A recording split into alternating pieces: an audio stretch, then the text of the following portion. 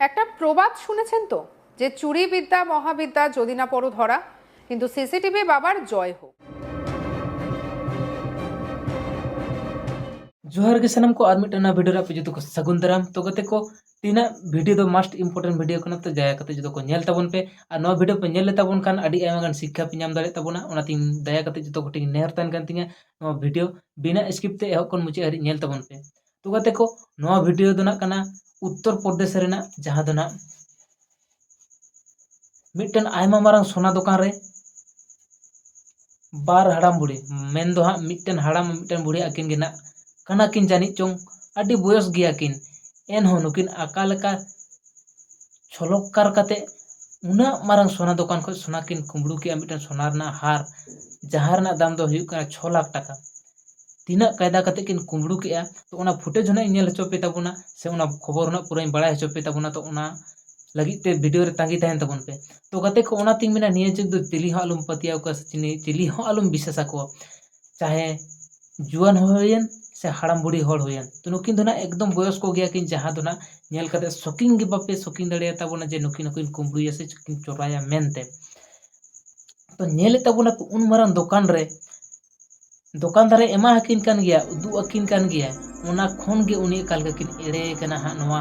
Video nail ताबुन पे इना तायनम पे बड़े दाड़े उनी सामांग खोन गे काल का एड़े कते किन कुंबड़ू केदा मिटन हटो रेना सोना रेना माला जहां रेना दाम दो हुयुक कना 6 लाख टाका। Oh my God. तो चलो और बेसी बान देरी कते उना वीडियो फुटेज ताई उदू आपे कान ताबुना तो देला बन ध्यान ते नेल ताबुन पे ना अकाल का कते किन कुंबड़ू इदा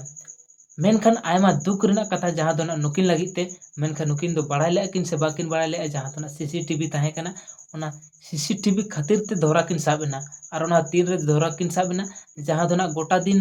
कामी कुसनी कते मेन दोना उकिना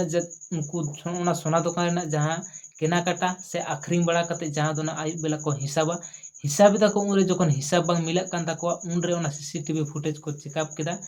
उनरे उना हा फुटेज ता को नाम केदा उनरे को बड़ाई केदा जे उनकिन हाड़ाम बुढ़ी गे उना सोना दोकिन आखरिंग का या अतकीरी का आस्किन कुंबड़ू का देला बुना और बेसी बान देरी कते उना फुटेज ता नेल ताबुन।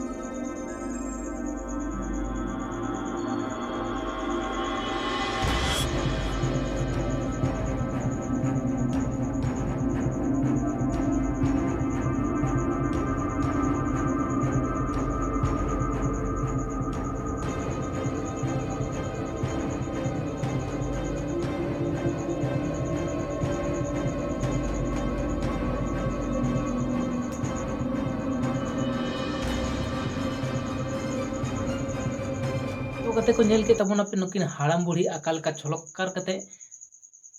तिना तिना चोंग में ताहे कान ताको जहां दोना उना सोना दुकान रे उनको किन एड़े के को बुझ दाड़े कान तबुना पे और उना हो कम सम दाम दो बनुआ जहां दोना 6 लाख टाका दाम हेना जहां सोना माला रना दाम हुयुक कना 6 लाख टाका ओना किन कुंबड़ू होचो केदा मेनखान नुकिया नसीब दोष से भाग्य दोष बोन मेता जहां दोना सीसीटीवी कैमरा ताहे कना ओनाते पूरा कुपी किन साबेना तो कते को ओनातिंग मेना को जता न विश्वास से भरोसा दो आलू पे ताहाया हितो पे नेल ताबुना होरे डहार रे आडी आयमा रकम भिखारी को ताहन कना जहां दोना हड़ाम को ताहन कना से काटी काटी गिदरा को ताहन कना नामुक कना को जहां दोना बाजार शहर करे से ट्रेन स्टेशन करे नंका मेनका उनको कोठेन कोन होशियार पे ताहन ताबुना उनको को हो स्वभाव निंका के ताहन तको से उनको दोना कुंबड़ू को ताहना अधिकांश तार बेसी बांग मेन कते वीडियो दो जतो मुचे नोडे गी मुचे ताबुना तो मुचे रे जतो बिना विदाय जोहार साथे हिला मुरु जोहार।